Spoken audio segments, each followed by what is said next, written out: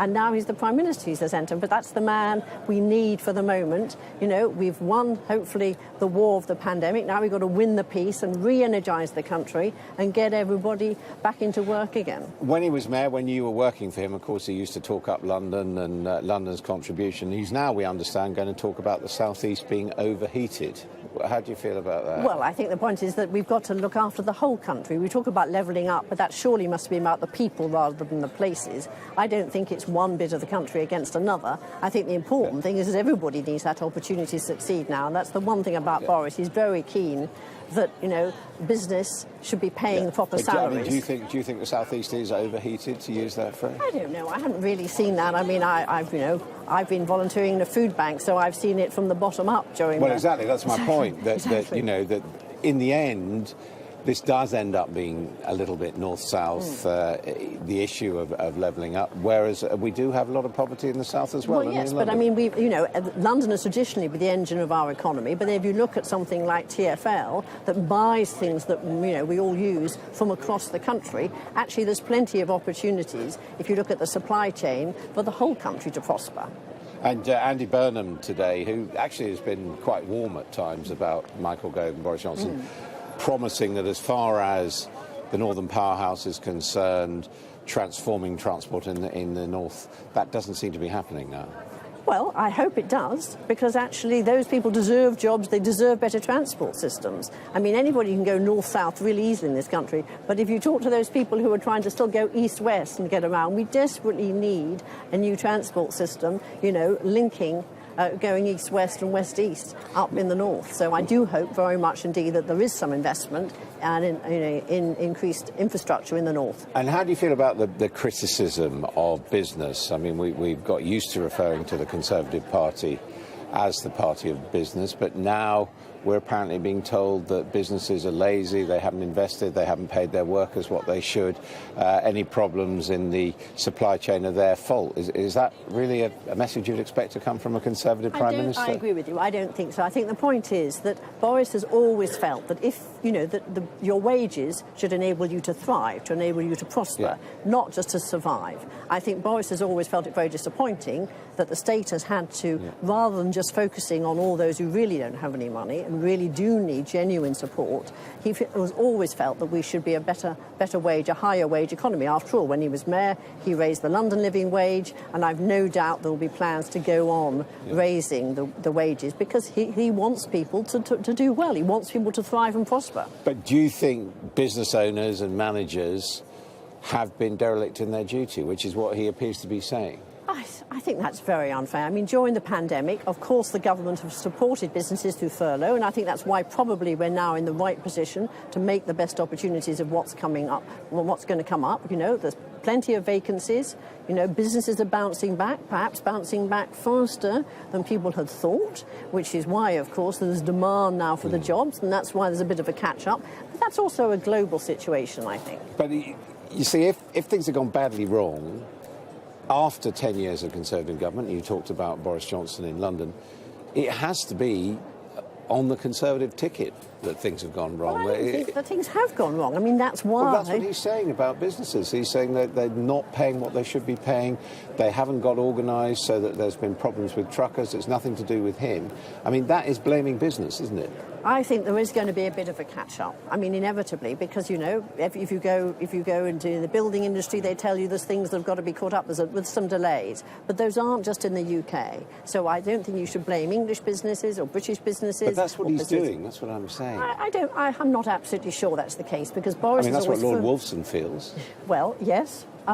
Good next. We're all right next. I think the thing is that we've got to give everybody the opportunity to get back and be successful again. I don't think the Conservatives should be blaming business. I don't think they are, because after all, you know, a lot of these people here are in business. What about farmers? You know, they were told that they would be protected, that things would be better than they were under the Common Agricultural Policy, and now we've got farmers unable to harvest all their crops. We've got apparently a mass waste of pigs about to take place. I mean, you know. Well, I enjoy my bacon and eggs, so I don't want that to happen. But I am somebody who walks down the supermarket shelves and tries to buy British, because I think it's important. We should support our farming industry and our fishing industry. Yeah, but the point is you're not.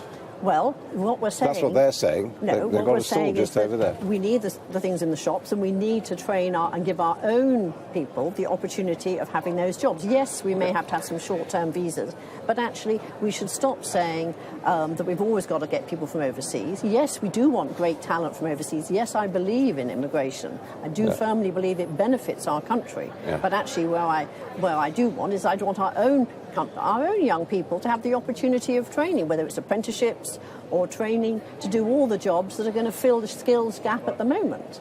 OK, Victoria, and then we're going to be talking further once we hear the speech, because although we're able to give you lines and quotes that we expect the Prime Minister to say, believe me, there's always a little bit extra when the speeches are delivered, which could set the tone rather differently. Now, as we've seen, the Prime Minister is now here in the conference hall, and seeing other ministers coming across there, Oliver Dowden there, and the Chancellor, Rishi Sunak. Oliver Dowden, of course, now co-chair of the Conservative Party, along with Ben Elliott, rather shadowy presence, who you may have seen refuse to talk to our correspondent Joe Pike. And there is Sajid Javid, the Health Secretary, who has been saying that the Health Service should refer to women as women. Wouldn't have been a controversial statement too long ago, but perhaps it is now. There's Dominic Raab, Justice Secretary. He spoke yesterday about wanting to revise Britain's participation in the European Convention on Human Rights. But here with me now is Robert Jenrick, who, of course, until recently was the Housing, Communities and Local Government Secretary, now back to relative obscurity. Does that hurt a lot? Well, I think having done almost more early morning starts on Sky News than any of my cabinet colleagues in the last year or two, I'm looking forward to a bit of a break. Hopefully not for too long, though. Yeah, did you have difficulty getting in? We were expecting a bit. I mean, it's sort of high security here. Is that what's going on? It is. There's a lot of people here, so I think everyone's pretty excited about the Prime Minister's speech in a few minutes' time. Now, on the area that you were concentrating on as a minister, this whole question of housing and where new houses are going to be built. Are you any clearer after this conference than the government was before? Well, we'll have to wait and see. The new Secretary of State, Michael Gove, is obviously reviewing the proposals, and I think we'll set out his thoughts soon. I think it would be a missed opportunity if we didn't take forward some of those proposals, because as Conservatives, of course, we care about getting young people onto the housing ladder, and one of the big issues of this conference and the time to come is the cost of living, and of course one of the big costs to households, particularly in some parts of the country, is the cost of housing. So we need to take action on that. But that's just one part of the broader vision that I think the Prime Minister will be setting out later today for the country, the economy, post-COVID. But as you know, in many leafy shires, there's resistance to the building of new homes. And we've got the Prime Minister now apparently talking about the South East being overheated. Does that suggest now that the settled view is that new houses should be encouraged away from the South East and not built in the South East? Well, my view is that they need to be built in all parts of the country, because housing costs people so much money. And if you want to help their pockets, then you need to ensure that homes are being built in the places, including where they're already very expensive. But one of the features of this conference has been returning to the levelling up agenda, saying how we're going to deliver that in the years ahead. And part of that is, of course, reducing those regional inequalities, making it more attractive for a young person born in Manchester or where I was in Wolverhampton to stay local, to make a success of their life and access all those opportunities. And that includes good quality housing in those places, not just in the overheated South East. But you agree that you think the South East is overheated, do you? Of course, house prices are extremely high. There's a lot of pressure from development. It would be better for the country if we were able to spread those opportunities more broadly throughout the United Kingdom, so that you would have the good quality access to jobs, to skills, to transport, to culture and to housing in places like Greater Manchester. What I find interesting about this argument is that, yes, Boris Johnson built his majority by breaking the red wall and taking seats in the north, but we know where the heartlands of the Tory vote have been historically.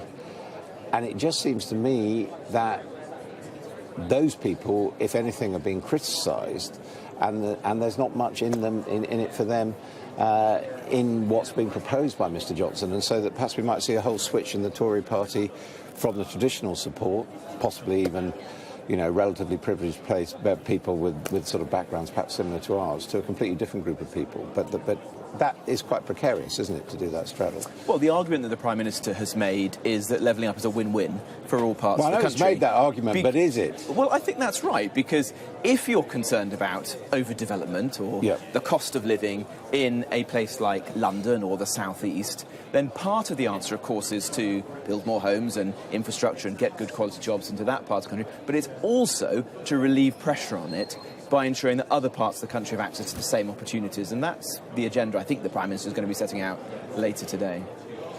Are you troubled, though, when you hear the criticism of business, when you hear the criticism of farmers? I mean, a lot of farmers in your constituency. Is that fair, that it's their fault somehow what's happening to them?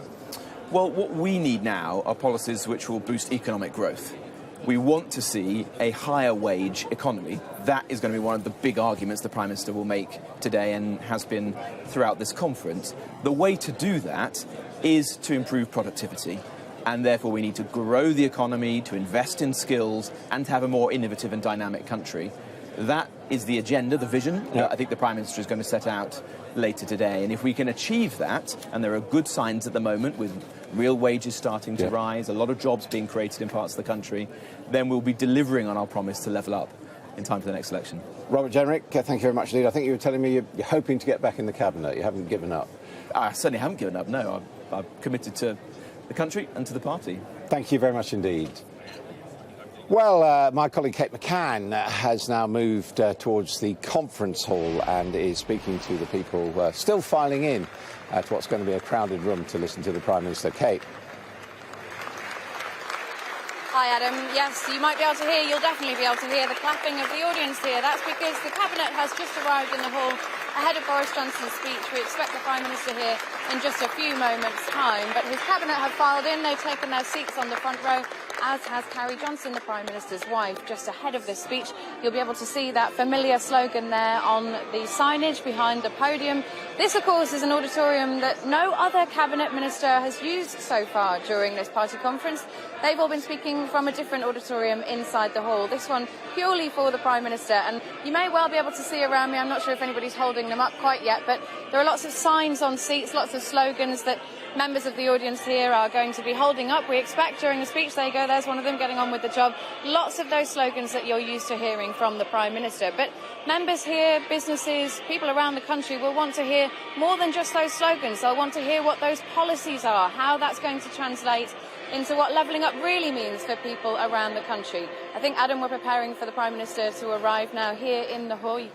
Things have got a little bit quieter, and you can see all those press photographers there in the background just behind me. Now, they're all crowding round some of the Cabinet, particularly the Prime Minister's wife, Carrie Johnson, of course, is here. You can see Rishi Sunak, the Chancellor, Oliver Dowd, and the Chairman of the party, Michael Gove, also here, Liz Truss on the front row. It really is one of the biggest moments for the party. For the Prime Minister too, remember, this is the first conference after that general election win in 2019. There is a real mood of optimism here among the party, but there are still big questions about what's going to happen off the back of this speech and whether what the Prime Minister delivers here is going to translate and change the way people feel around the country, particularly, Adam, some of those red wall voters who gave their votes, lent their votes, in the Prime Minister's own words, to the Conservative Party for the first time. Right, OK. Well, we can have a chat, yeah. Thank you very much indeed, Kate, for that. People still filing in, but the Conservative Party organisers tell us that they are still optimistic that the Prime Minister will start at past, so only a few minutes to go. Well, let's pick up now a little bit on some of the views that are being made about this Conservative Party conference. Joining me are the ex-Conservative MP and ex-Deputy Mayor Victoria Borwick, and also Ryan Shorthouse, founder and CEO of Bright Blue, and also a Conservative Party advisor. Let's just run through some of the comments that we normally do at this time on All Out Politics, looking at this conference. In The Guardian, the Labour Mayor of Greater Manchester, Andy Burnham, tells the Prime Minister today is the day to make levelling up really happen.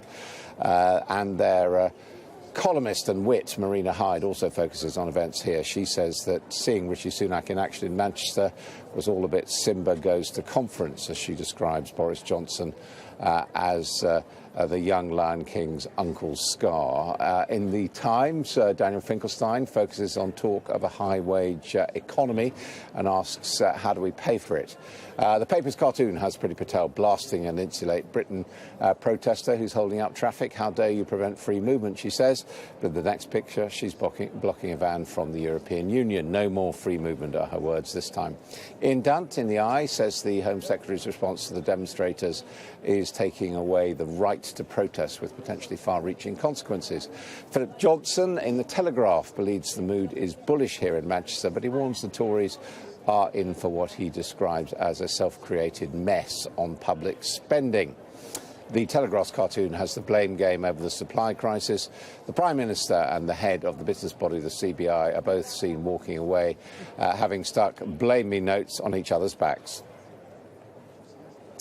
Well, we're waiting, as I say, for the speech, but let's get the thoughts. I mean, Ryan Shorthouse, for a Tory conference and Tory papers, it's not a great set of comment, is it?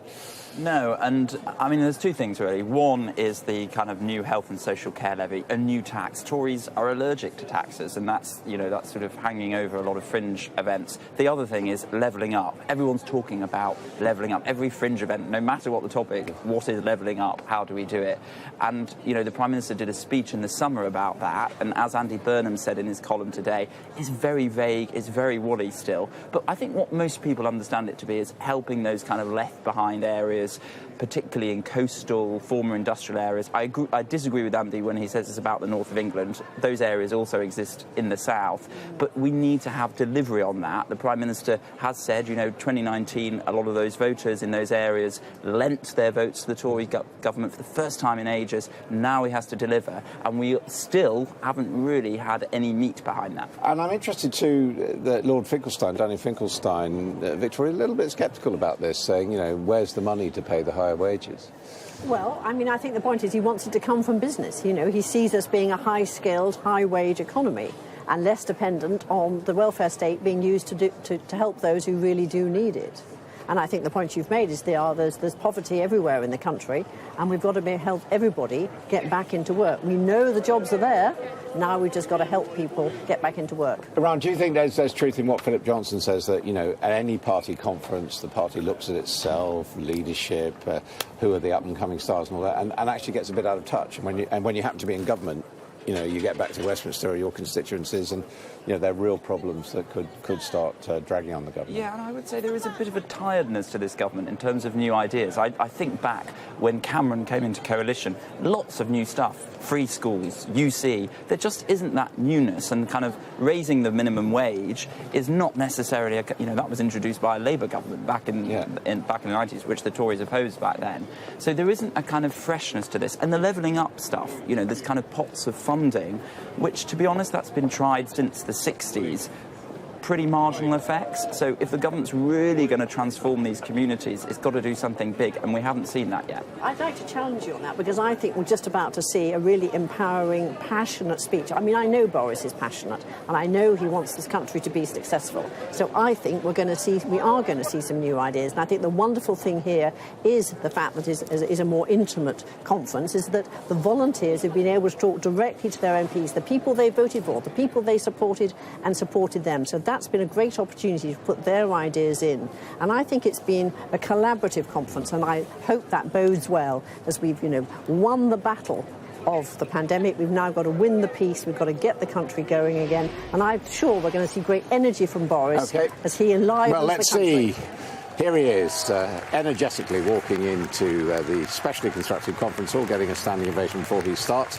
The leader of the Conservative Party, Boris Johnson, make his way to the podium, kissing his wife.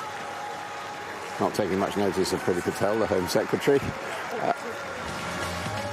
But now his address to conference, first time in 2 years he's had the chance to do this in person because, of course, of COVID. Good morning. Good morning, everybody. Good morning, everyone. Fantastic to see you all here. Thank you. Thank you. Let's get going. Let's get on with the job. Good morning, everybody. Listen, isn't it amazing to be back here in person?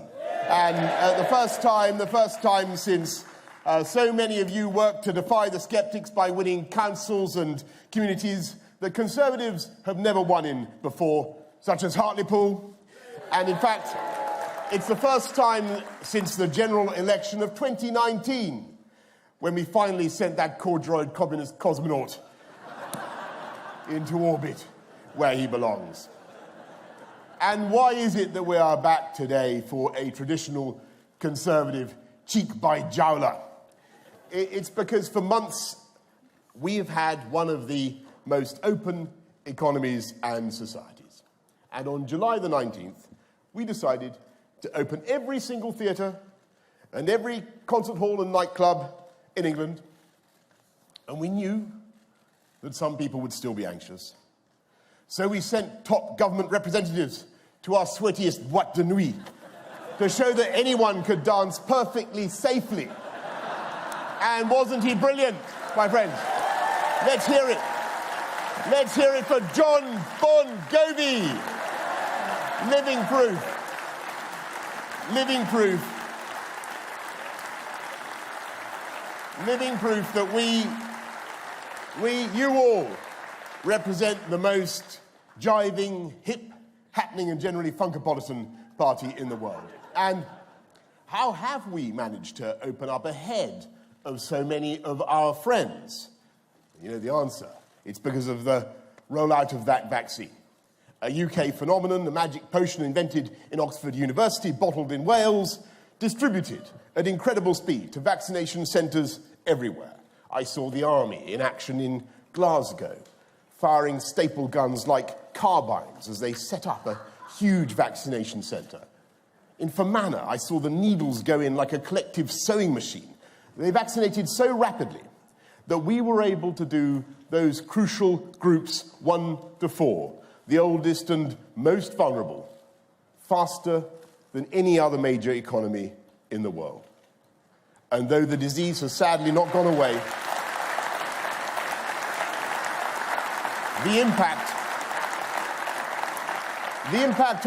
impact on death rates has been astonishing. And I urge you all to get your jabs, because every day our vaccine defences are getting stronger and stronger. And you, all of you, and everybody watching, you made this rollout possible. You made each other safer. So perhaps we should all thank each other. Go on, try it. I mean, you can try a cautious fist bump, because it's okay now. And we in turn thank the volunteers, the public health workers, the council workers, the pharmacists, but above all, our untiring, unbeatable, unbelievable NHS.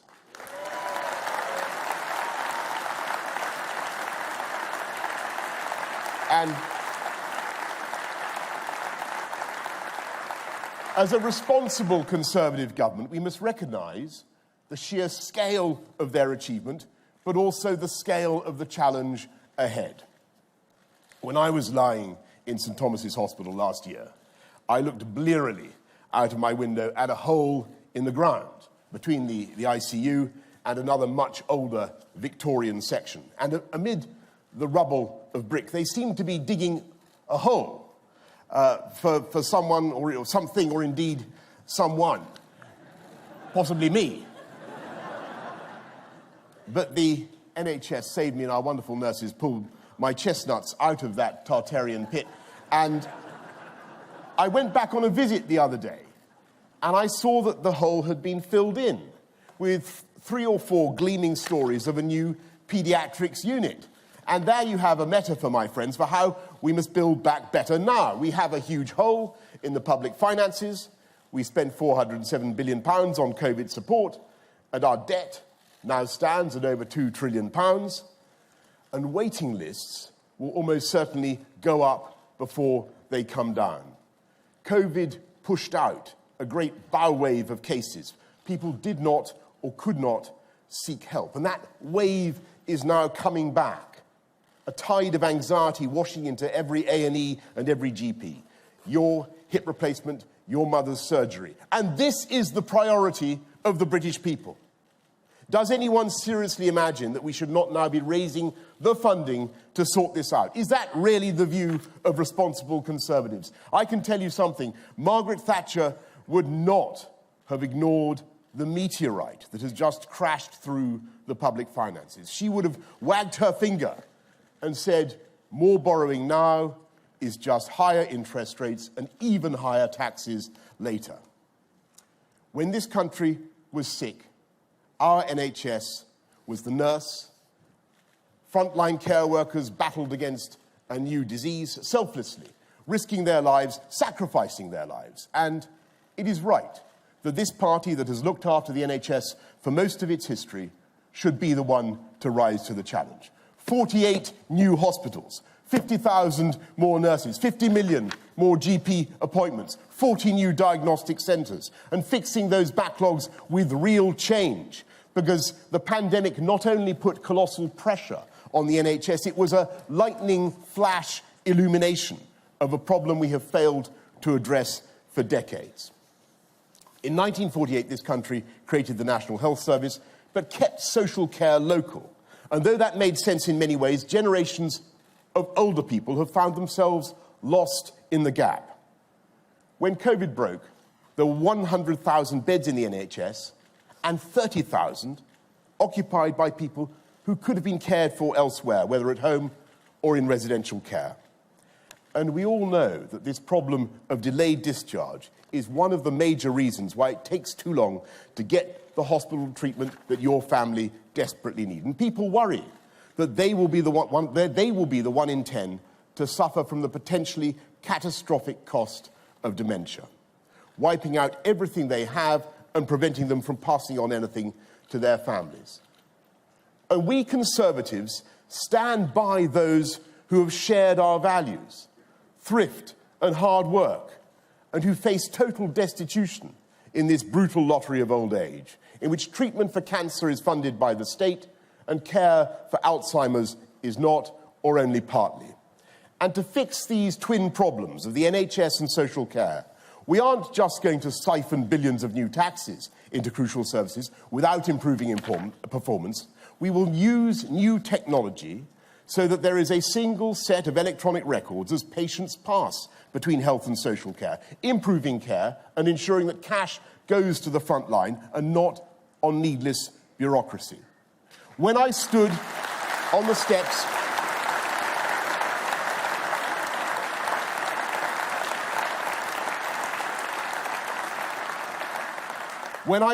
steps of Downing Street, I promised to fix this crisis.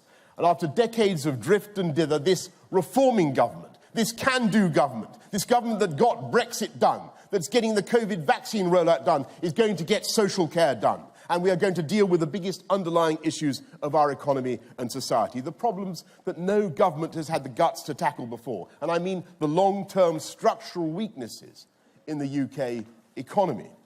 It's thanks to the vaccine rollout that we now have the most open economy and the fastest growth in the G7. We have unemployment.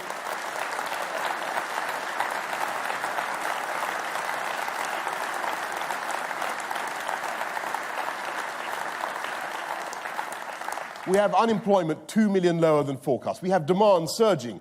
And I'm pleased to say that after years of stagnation, more than a decade, wages are going up faster than before the pandemic began. And that matters deeply because we are embarking now on a change of direction that has been long overdue in the UK economy. We're not going back to the same old broken model with low wages, low growth, low skills and low productivity, all of it enabled and assisted by uncontrolled immigration. And the answer to the present stresses and strains, which are mainly a function of growth and economic revival, is not to reach for that same old lever of uncontrolled immigration, to keep wages low. The answer is to control immigration, to allow people of talent to come to this country, but not to use immigration as an excuse for failure to invest in people, in skills, and in the equipment, the facilities, the machinery.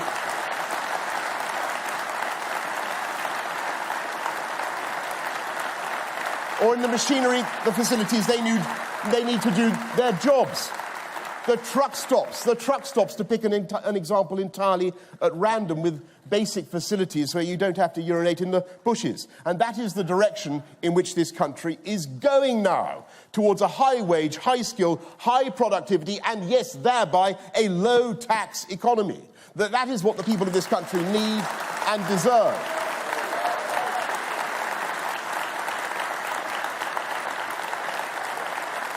In which everyone can take pride in their work and in the quality of their work. And yes, it will take time, and sometimes it will be difficult. But that was the change that people voted for in 2016, and that was the change that people voted for again powerfully in 2019. And to deliver that change, we will get on with our job of uniting and levelling up across the UK, the greatest project that any government can embark on. We have one of the most imbalanced societies and lopsided economies of all the richer countries. It's not just that there's a gap between London and the South East and the rest of the country. There are aching gaps within the regions themselves. What monkey glands are they applying in Ribble Valley? What royal jelly are they eating that they live 7 years longer than the people of Blackpool, only 33 miles away? Why does half of York's population boast a degree and only a quarter of Doncaster's? That is not just a question of social justice. It is an appalling waste of potential, and it is holding this country back.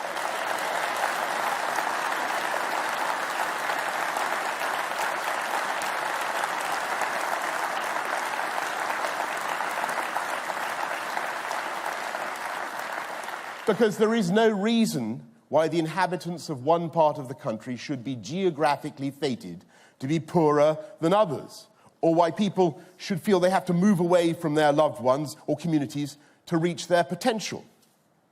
When Thomas Gray stood in that country churchyard in 1750 and wrote his famous elegy, as the curfew tolled the knell of parting day, he lamented the wasted talents of those buried around him, the flowers born to blush unseen, the mute inglorious Miltons, who never wrote a poem because they never got to read, the simple folk who died illiterate and innumerate, and he knew that that was an injustice. Let me ask you, maybe you know, where was he standing when he chewed his pensive quill? Anybody know? Correct. He was thank you. He was standing in Stoke Poges. My friends, there may be underprivileged parts of our country, but Stoke Poges is not now among them. In fact, it was only recently determined by the Daily Telegraph, and you can't believe that, what can you believe, my friends, to be the eighth richest village in England. Since Gray elogised, Buckinghamshire has levelled up to be among the most productive regions in the whole of Europe. Stoke Poges may still, of course, have its problems, but they are overwhelmingly caused by the sheer lust of other people to live in or near Stoke Poges.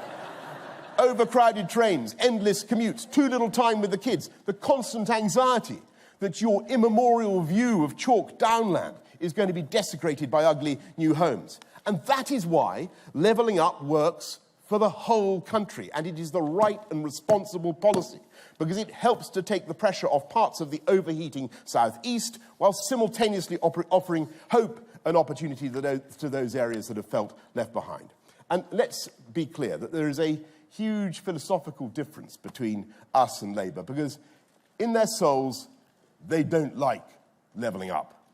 They don't like levelling up. They like levelling down. They do.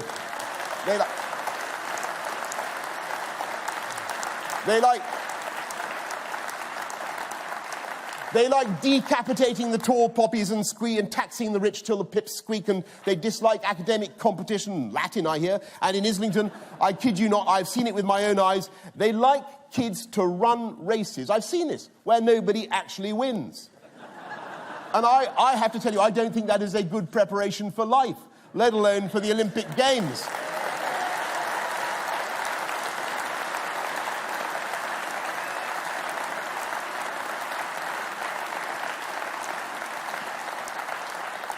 And if you insist on the economic theory behind levelling up, it's contained in the insight of Vilfredo Pareto, a 19th century Italian figure who floated from the cobwebbed attic of my memories. There are all kinds of improvements that you can make to people's lives, he said, without diminishing everyone else. Rishi will, I'm sure, confirm this. We call these Pareto improvements, right? And they are the means of levelling up. And the idea, in a nutshell, is that you will find talent, genius, flair, imagination, enthusiasm everywhere in this country, all of them evenly distributed, but opportunity is not. And it is our mission as Conservatives to promote opportunity with every tool we have. And it is still a grim fact that in this country,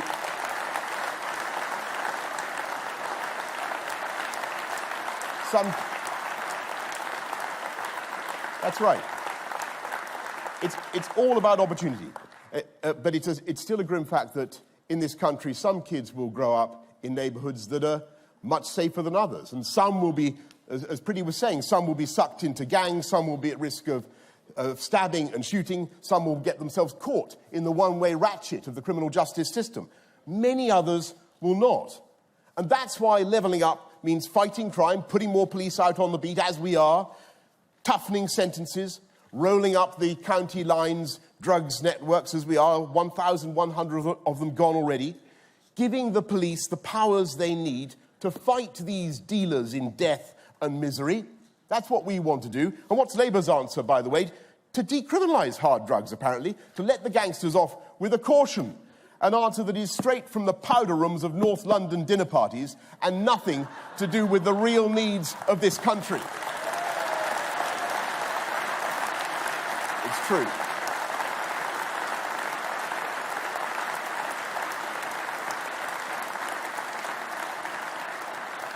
Crime has been falling, and not just, by the way, because we took the precaution of locking up the public for much of the last 18 months, but because you have a Conservative government that understands the broken windows theory of fighting crime. I read a learned article by some lawyer saying we shouldn't bother about pet theft. Pet theft. Well, I say to Cruella de Vil QC, if you can steal a dog or a cat, then there is frankly no limit to your depravity. And you know...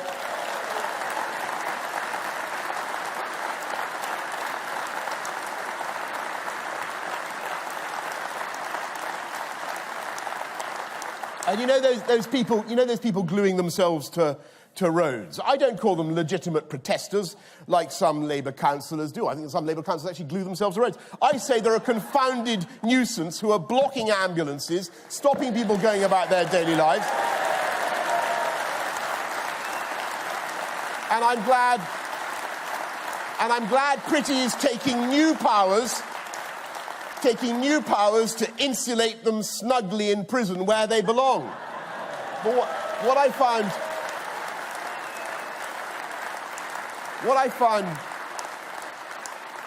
most incredible of all was the decision by Labour, now led by lefty Islington lawyers, to vote against tougher sentences for serious sexual and violent offenders. And on behalf of the entire government, I tell you this: we will not rest until we have increased the successful prosecutions for rape. Because too many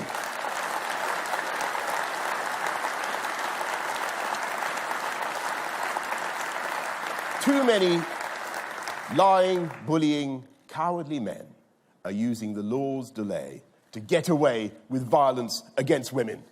And we cannot and we will not stand for it. And I know that there are some who tell us that we're being ungenerous and unfeeling in our attempts to control our borders.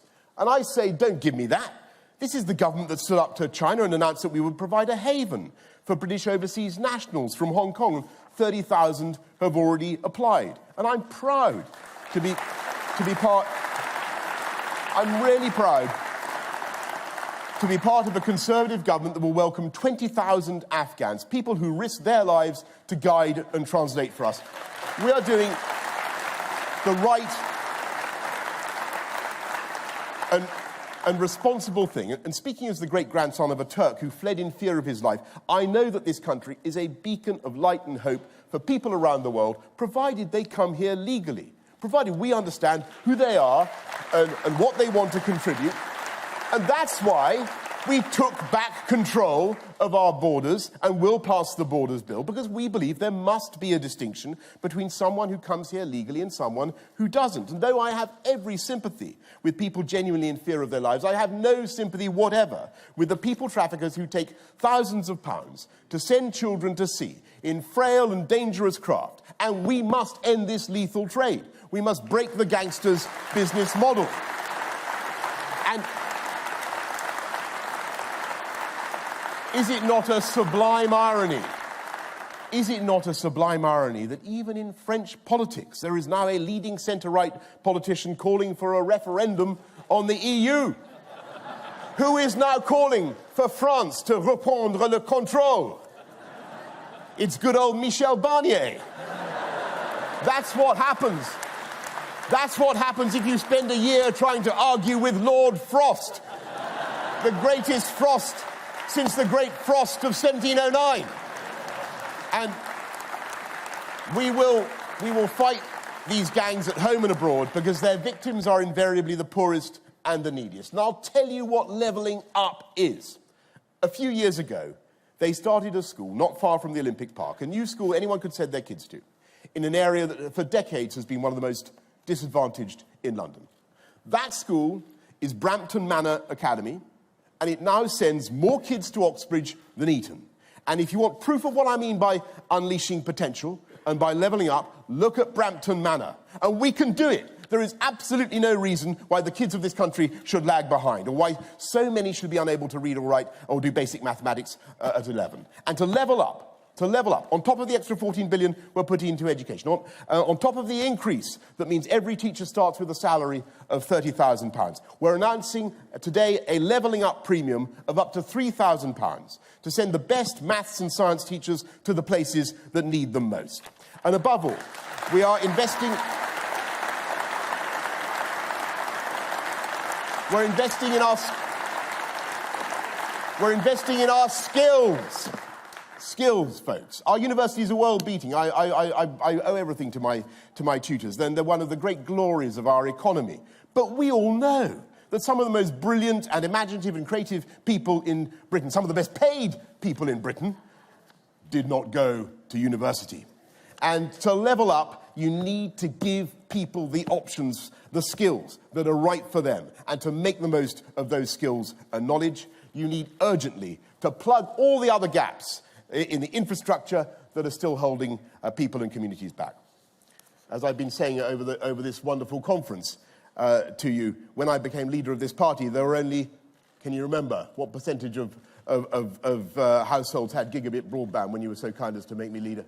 7. You've been paying attention, some of you. It's 7%, only 7%. They're absolutely right.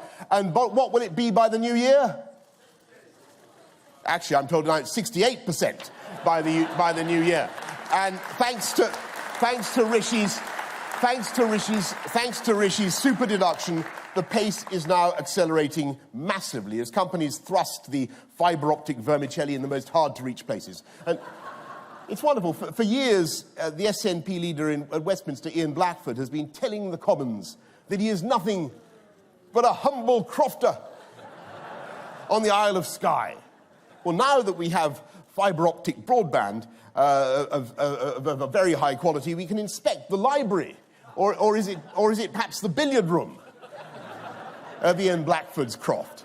And that is levelling up in action. And my friends, it's not good enough. It's not good enough just to rely on Zoom. After decades of duck decisions, our national infrastructure is way behind some of our key competitors. It's a disgrace that you still can't swiftly cross the Pennines by rail, a disgrace that Leeds is the largest city in Europe with no proper metro system, a waste of human potential that so many places are not served by decent bus routes. Transport is one of the supreme leveller uppers, and we are making the big generational changes shirked by previous governments. We will do Northern Powerhouse Rail. We will link up the cities of the Midlands and the North. We will restore those sinews of the Union that have been allowed to atrophy. The A1 north of Berwick and on into Scotland. The A75 in Scotland is so vital for the links with Northern Ireland and the rest of the country. The North Wales corridor. Yes. And we will invest in our roads, unblocking those coagulated roundabouts and steering wheel bending traffic lights, with putting on 4,000 more clean, green buses made in this country, some of them running on hydrogen. And as we come out of COVID, our towns and cities are going to be buzzing with life, because we know that a productive workforce needs the spur that only comes with face-to-face meetings and water cooler gossip. If young people are to learn on the job in the way that they always have and must, we will and must see people back in the office. And that is why we are building back better.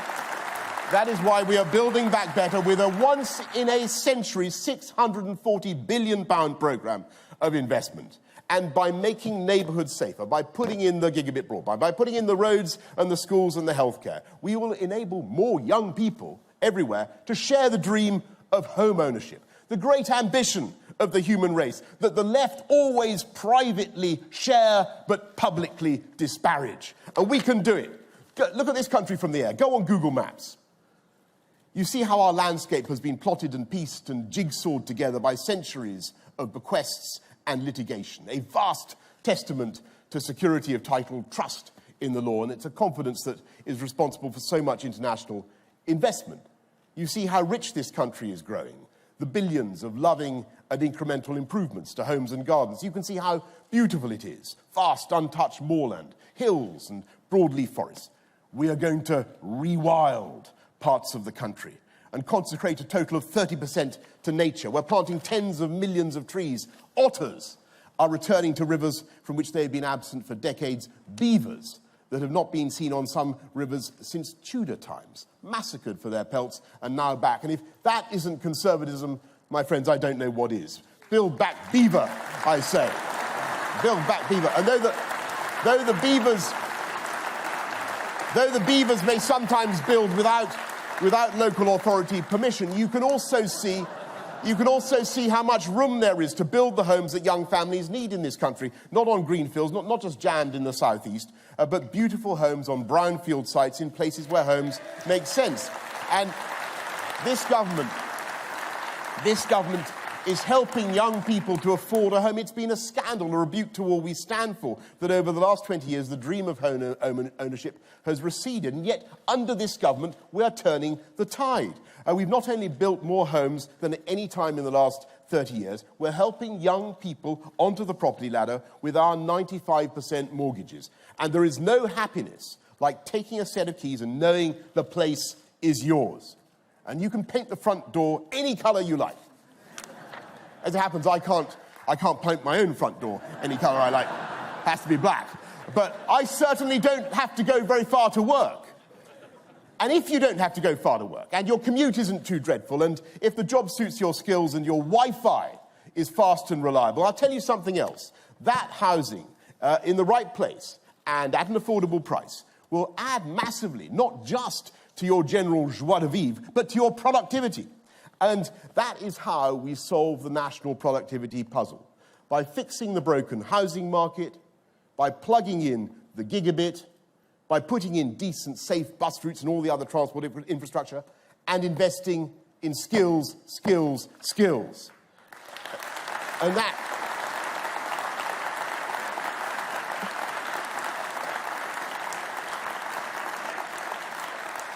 that, by the way, is how we help to cut the cost of living for everyone, because housing, energy, transport are now huge parts of our monthly bills. And it's by fixing our broken housing market, sorting out our energy supply, more wind, more nuclear, becoming less dependent on hydrocarbons from abroad, by putting in those transport links, we will hold costs down and save you money. And we will make this country an even more attractive destination for foreign direct investment. We're already number one. Look at the Nissan investment in Sunderland, the Pfizer vaccine manufacturing centre that's coming to Swindon. And with these productivity gains, we will turbocharge that advantage and help businesses to start and grow everywhere. So let me come now to the punchline of my sermon on the vaccine. It was not the government that made the wonder drug. It wasn't brewed in the alembics of the Department of Health. It was, and of course it was Oxford University, but it was the private sector that made it possible. Behind those vaccines are companies and shareholders and, yes, bankers. You need deep pools of liquidity that are to be found in the City of London. It was capitalism that ensured we had a vaccine in less than a year. And the answer, therefore, is not to attack the wealth creators, it's to encourage them, because they are responsible for the aggregate increase in the country's wealth that enables us to make those Pareto improvements and to level up everywhere. And to rub home my point, it is not just that vaccination has saved more than 120,000 lives. Vaccination has allowed us to meet like this and blessed us with such rapid growth, with wages rising fastest for those on lowest incomes. And that is levelling up in action. These vaccines have ensured that by a simple vowel mutation, jabs, jabs, jabs become jobs, jobs, jobs. The world's most effective vaccines have saved our open society and free market economy, and it is our open society and free market economy that have produced the world's most effective vaccines. And that is the symmetry in the lesson of the COVID vaccines. Science, innovation, capitalism is vital now for the challenge that we face, the challenge the whole of humanity faces is now even more existential for our way of life. In just a few weeks, this country will host the summit of our generation in Glasgow, when the resolve of the world is put to the test. Can we keep alive the ambition of Paris to stop the planet heating by more than 1.5 degrees? Well, government can't do it alone, and taxpayers certainly can't do it alone. The other day, I took a boat out into the Murray Firth to see this aquatic forest of white turbines towering over the water like the redwoods of California, and you have no idea of their size until you see them up close. The deceptive speed of their wings, twice the diameter of the London Eye, and their tips slicing through the air at more than 100 miles an hour. And I met the young men and women, apprentices, who had moved straight across from the world of oil and gas. And they had the same excitement at working amid winds and waves and being able to see whales and dolphins from the office window. But they had that extra satisfaction that goes with knowing you're doing something to save the planet and get Britain to net zero by 2050. And that is the symmetry represented by these giant windmills, massive and innovative private sector investment and a government taking the tough decisions to make it possible. And that's the difference between this radical and optimistic conservatism and a tired old Labour. Did you see them last week? Did you watch them last week in Brighton? Hopelessly divided, I thought they looked. Their leader, like a seriously rattled bus conductor, pushed this way and that by a... Not that they have bus conductors anymore, unfortunately, but like a seriously rattled bus conductor pushed this way and that by a Corbynista mob of sellotape spectacled sans-culottes, or the skipper of a cruise liner that's been captured by Somali pirates, desperately trying to negotiate a change of course and then changing his mind. And remember Labour's performance during the pandemic, flapping with all the conviction of a damp tea towel. They refused to say that schools were safe. They would have kept us in the European Medicines Agency. They slammed the brakes on the vaccine rollout. The Labour leader attacked the vaccine task force for spending money on outreach to vaccine-hesitant minority groups, when it's hard to think of any better use of public money. And let's forgive him on the basis he probably didn't know what he was talking about. But in previous...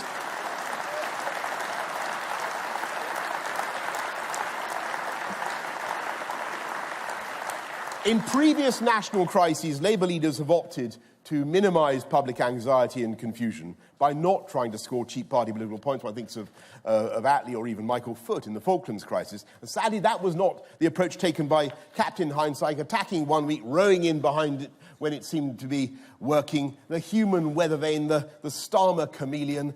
And in his final absurd act of opportunism, he decided to oppose Step 4. He opposed Step 4 of the roadmap in July, remember? That's right, folks. If we listened to Captain Hindsight today, we'd still be in lockdown. We wouldn't have the fastest growth in the G7. If Columbus had listened to Captain Hindsight, he'd be famous for having discovered Tenerife. How utterly astonishing. How utterly astonishing. How utterly astonishing that in the last few weeks Labour should actually have voted against the funding we're putting forward for the NHS. And we need to remember how and why we've been able to back people through this pandemic at all. It was because we Conservatives fixed the economy. We repaired the damage that Labour left behind. Every Labour government has left office with unemployment higher than when it came in, every single one, ever since the party was invented. And today we are going to fix this economy and build back better than ever before. And just as we used our new freedoms to accelerate the vaccine rollout, we're going to use Brexit freedoms to do things differently. We're doing the Borders Bill. We've seen off the European Super League and protected grassroots football. We're doing at least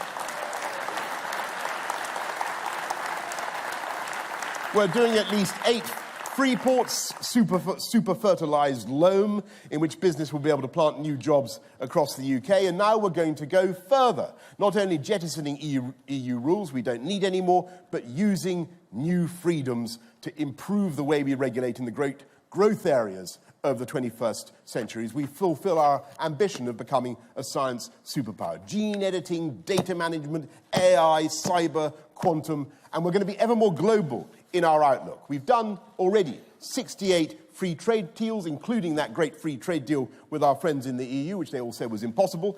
And after decades of bewildering refusal, we have persuaded the Americans to import prime British beef. A market already worth £66 million. Build back burger, I say. And you ask yourself, how have the Americans been able to survive without British beef for so long? If you want a supreme example of global Britain in action, of something daring and brilliant that would simply not have happened if we'd remained in the EU, I give you AUKUS. AUKUS. An idea so transparently right that Labour conference voted overwhelmingly against it. And I know there has been a certain raucous caucus from the anti-AUKUS caucus, but AUKUS is simply a recognition of the reality that the world is tilting on its axis, on its economic axis, and our trade and relations in the Indo-Pacific region are becoming more vital than ever before. And that's why we sent our amazing carrier strike group to the Far East, performing manoeuvres with 40 friendly countries, HMS Queen Elizabeth, as long as the entire Palace of Westminster. And rather more compelling as an argument than many of the speeches made in the House of Commons. It has dozens of F-35s on board, 66,000 sausages. And not because we want to threaten anyone or be adversarial to anyone, either with the F-35s or indeed the sausages, but because we want to stick up for the rule of law that is so vital for freedom of navigation and free trade. And that's what brings AUKUS together, Australia, UK, US, shared values, a shared belief in democracy and human rights, a shared belief in the equal dignity and worth of every human being. Very few countries could have pulled off the Kabul airlift, an astonishing feat by our brave armed forces. Even fewer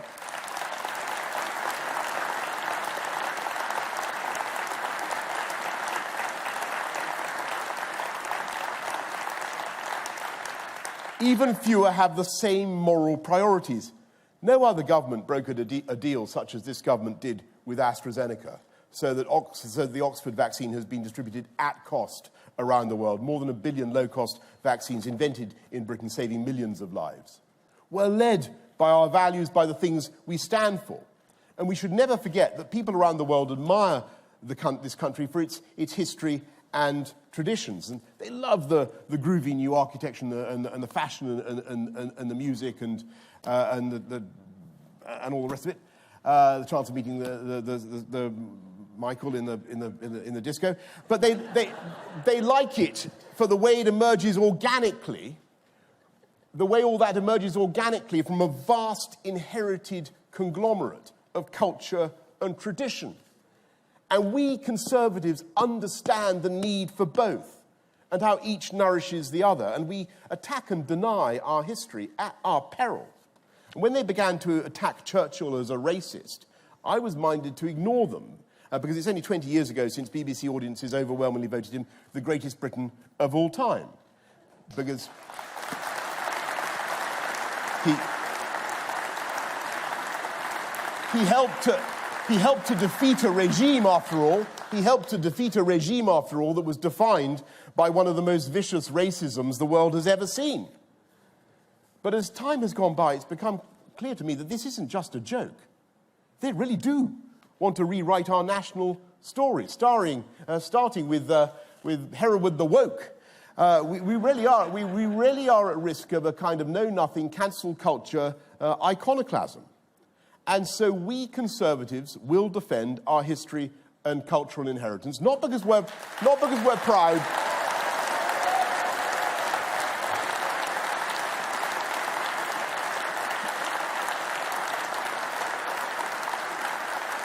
Not because we're proud of everything, but because trying to edit it now is as dishonest as a celebrity trying furtively to change his entry in Wikipedia. And it's a betrayal of our children's education. Churchill's last words to his cabinet, actually his Home Ministers, but never mind, his cabinet were there, were never be separated from the Americans. Pretty good advice, I think you'll agree. And he ended with the observation, man is spirit. I think he was right there, didn't you? I believe that through history and accident, this country has a unique spirit. The spirit of the NHS nurses and the entrepreneurs, whose innovative flair means that there are 3 countries in the world that have produced more than 100 unicorns. You know what I mean by unicorn? It's not a mythical beast. It's a tech company worth more than $1 billion each. And those 3 countries, have you been paying attention? They are the United States, China, and the United Kingdom. And those unicorns...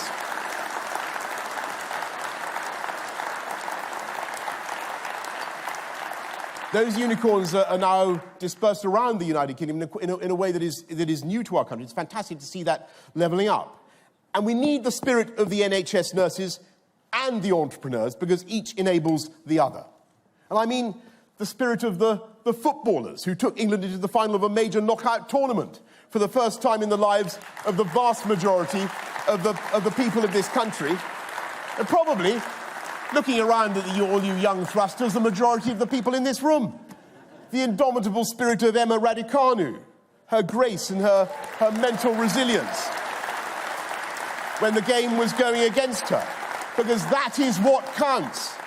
The spirit of our Olympians. It's an incredible thing to come yet again in the top 4, a formidable effort for a country that has only 0.8% of the world's population, in spite, Jacob, of all our best efforts. But some of us. But when we come second, but the point is that when we come second in the Paralympics as well, that shows our values. Not only the achievement of those elite athletes, but a country that is proud to be a trailblazer, to judge people not by where they come from, but by their spirit and by what is inside them.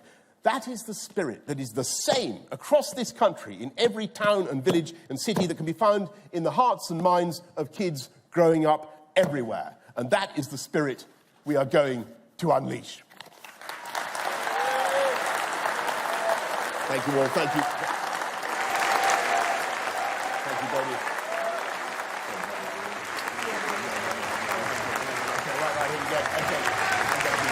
So the Prime Minister, rather soft ending to his speech there, now greeted by his wife on the stage. Perhaps worth noting that he spoke for roughly half the time that the Labour leader spoke last week, and even then, towards the end, he seemed a little bit to be running out of material. But There were some important points, particularly in the strong opening to that. He began with the words, "Let's get on with the job." He celebrated the opening up that Britain had done following the COVID pandemic ahead of others, he said, because of the magic potion of the AstraZeneca vaccine.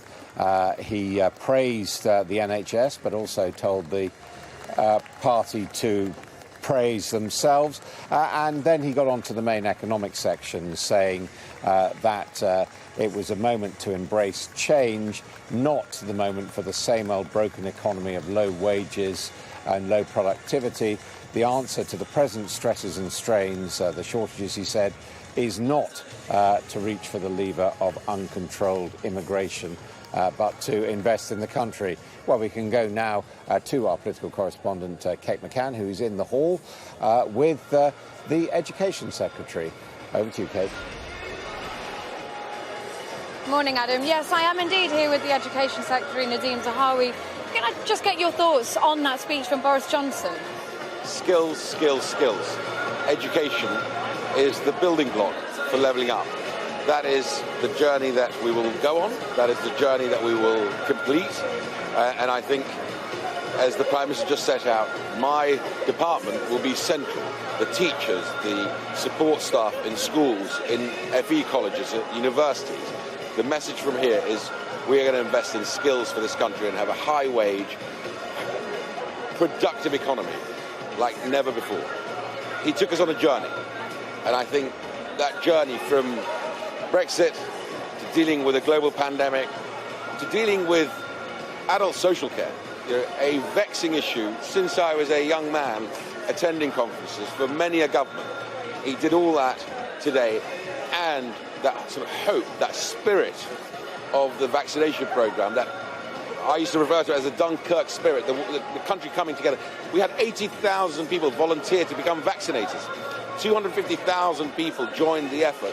The public sector with the private sector, hand in hand, vaccinating, protecting the country, allowing us all to be here, to get our lives back and our economy really humming again. So a tremendous, I think, philosophical message and a operational, on-the-ground delivery message of what global Britain will be like in the future and the future of our children. He kept going back to education throughout the whole speech. And in fact, education, there was only one announcement in that speech, and it was on education, on your brief, on extra money to get maths and science teachers into the places where they are needed. Were you hoping for perhaps a little bit more on levelling up, a little bit more policy on exactly how that's going to work? There was only one announcement in that speech. Well, I think that announcement was quite important because actually it's that £3,000 to retain and to get new teachers in those subjects where we have shortages, in the areas we require them the most to help those children. You know, he talks about opportunity not being spread equally. Talent is, but not opportunity.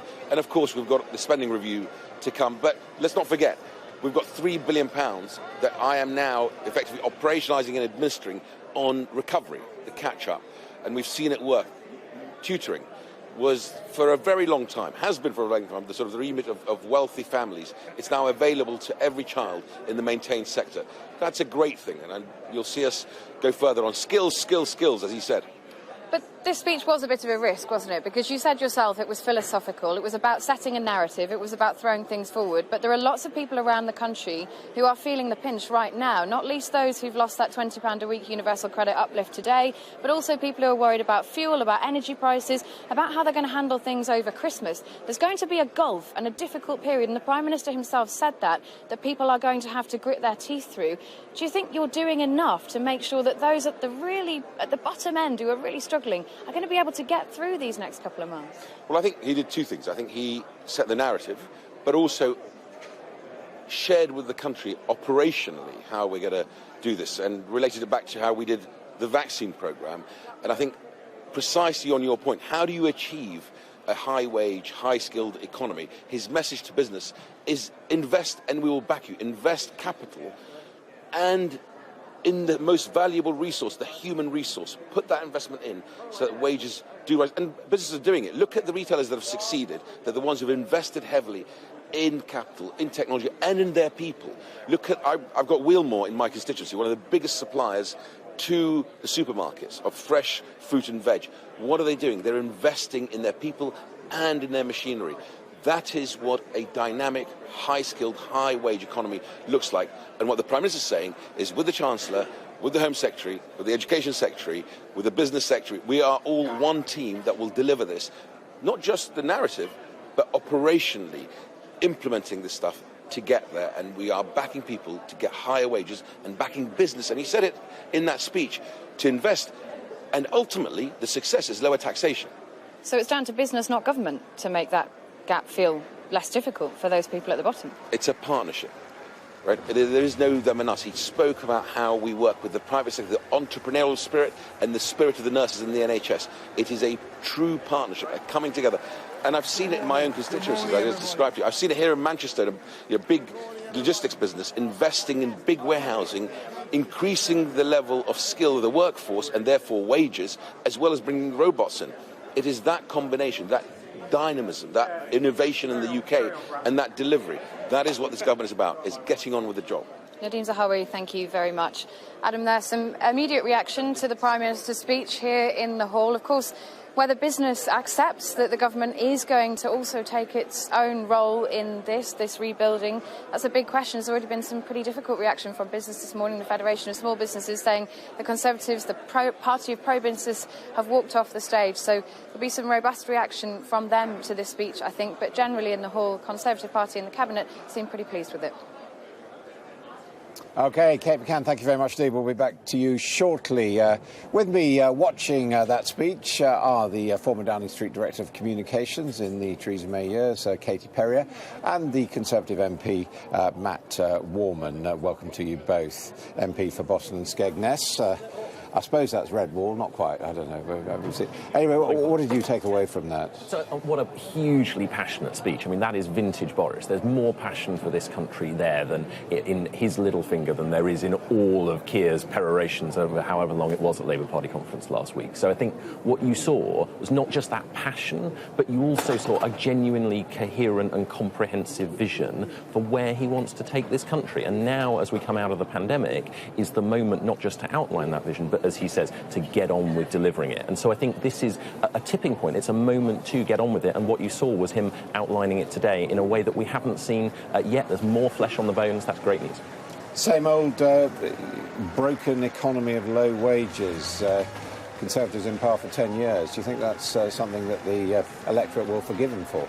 Well, I think actually what he's talking about is the consequences of being in the European Union. It's the consequences of uncontrolled migration that comes from free movement. What he's talking about today is saying we want an immigration system that takes the brightest and the best from around the world, but doesn't discourage the investment in improving productivity that comes from having an unlimited supply of labour. Kate, there's certainly a lot in there.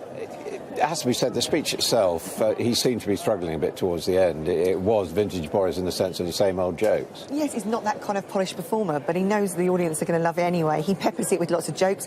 Sometimes the jokes nobody understands, but he doesn't care. He delivers them anyway. Build back beaver, build back burger. It's just typical Boris. He wants to make them laugh and smile all the way through. Don't forget, it's the first time they've really been able to hear from him since that general election in 2019. There was no conference last year. This was the moment to bring everyone together, say, let's park pandemic politics, let's move on, let's actually do the job that we are here to do. Let's go and govern and tackle the challenges of the day.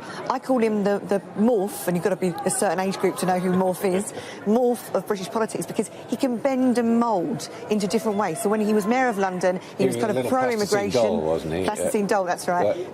He was pro-immigration and he wanted to stand up for the City of London. Today, you've heard him again stand up for the wealth creators, and I think that's a very important moment. Yeah, I mean, a bit of a conflict there. Earlier on, criticising the employers and the wealth creators, and then going back at the end and saying they were the ones who should take the credit for the vaccine and all the rest, which not sure Oxford University would necessarily be too delighted with.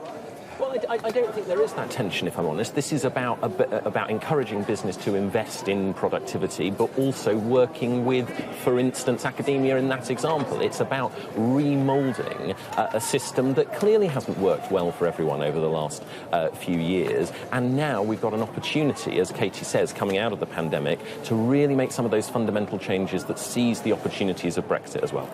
Now, he talked about Stoke Poges because it's the location of Thomas Cray's Elegy in a Country Churchyard. Seemed to imply that there wouldn't be houses built in Stoke Poges, but on the other hand, saying we're going to build beautiful homes on brownfield sites. So are we clear where this house building is going to take place? We're not, but we are clear that Boris Johnson absolutely wants to put house building as a priority of his government, and he's put Michael Gove in charge of that levelling up department to be able to do that. The great reformer of the Conservative Times. I think the view that I talked about earlier about the morph of government, though, is he's trying to make out that Conservatives haven't really been in charge of the last few years, or indeed the last 2 decades of the last 4 decades. And of course, he now needs to move forward and say to people that my offer of conservatism is very different from Theresa May's and David Cameron's of the past. He did quite a lot in that speech to say that the governments in the past have not had the guts to tackle the issues of the day, and I thought that was quite telling. No reference, of course, to his immediate predecessors at all, just Churchill there, and we know he wrote a book about Churchill. But, I mean, it's clearly going, he is optimistic, it was a boosterish speech. Did it have enough substance? Yes, I think it did, and I think it touched on so many different areas where he is ambitious to make the changes that people understand they need, and even things like that, realising that commuting is something that is really draining and that levelling up can tackle both through broadband and through some of the infrastructure work that he's talking about as well. I think it's wide-ranging and it's comprehensive, but it's also crucially coherent, and what he's trying to do, I think, is invoke that can-do spirit that is genuinely optimistic. Interesting that he went back, he said, we are going to get social care done, and perhaps gave us a clearer idea of who's going to pay for that. Yeah, and he basically was saying that the government cannot do everything for you. In this post-pandemic kind of position that they are in, we've come out of where a country's been paying for people to stay at home. That doesn't continue. We now need to pull the state back, but also invest in the areas that have been neglected for too long. He talked about an NHS and social care that actually needed to be much more aligned rather than how it was set up many moons ago, and who should be paying for that. But I actually think at times it was content light, but it didn't really matter because the audience wasn't necessarily here for this. I was waiting for some more kind of rabbits out of bags. He talked about maths and science, didn't he, and teachers, around £3,000 investment in putting them in the right areas. I was expecting a few more announcements like that, but he didn't really need to do so, I guess, because the audience really lapped it up anyway. And interesting that, in the defining conservatism, there are elements of wokery there. I mean, the talk about beavers and otters, the talk about violence against women. I mean, clearly this is a Prime Minister who is not just thinking about, conventional middle-aged and older Conservatives. Yeah, I mean, look, I wouldn't think that caring about the countryside or violence against women and girls is wokery, but I take the point that you're making. He's someone who has moved with the times. I think that's a really good thing. But what he was doing, when Katie talks about content, I think what his role has to be is to lead the nation both in spirit and in practice. And what he's trying to outline is not just that we need more maths teachers in deprived areas. He's trying to outline the kind of country that he wants this country to be. And that's a much more profound vision. And I think it's what you need from a Prime Minister. It's what we certainly haven't had from Keir Starmer. Isn't it a bit confused, though? I mean, one breath talking about levelling up, and then the next breath talking about, having tall poppies and people who can succeed. It did bounce around a little, actually, but clearly he wanted to talk about vaccines more than once, so he started off talking about vaccines in the NHS and then came back to talking about the vaccines later on in the speech. I do get the point, though, that there is this comparison between an optimistic view of the future from the Conservative Party and what Boris Johnson tries to paint out is a pessimistic view of the future from Keir Starmer, and that's how he's carried this conference this week, but with a wave of optimism about the future. Is the best days are yet to come. But at the same time, if that optimistic vision is not borne out, does he pay a price, or does he just go on being optimistic? The polls say that he can carry on doing that for a little bit longer, yeah. I think that content is really important to make sure that he starts to delivering. Boris Johnson knows from his time as being London Mayor that you need a legacy. He's running out of time until between now and the next election to build that legacy, to go back to the country and say, let me finish what I started. And I know that will be at the back of his mind about getting on with the job now. OK, we are at the Conservative Party conference in Manchester, which is in fact just about over. The Prime Minister, just as you've seen, delivered his speech. A short speech, 45 minutes, relatively short for a party leader, packed with jokes and key phrases as to the optimistic vision that Mr Johnson has for the country he currently leads. We'll have more in a moment.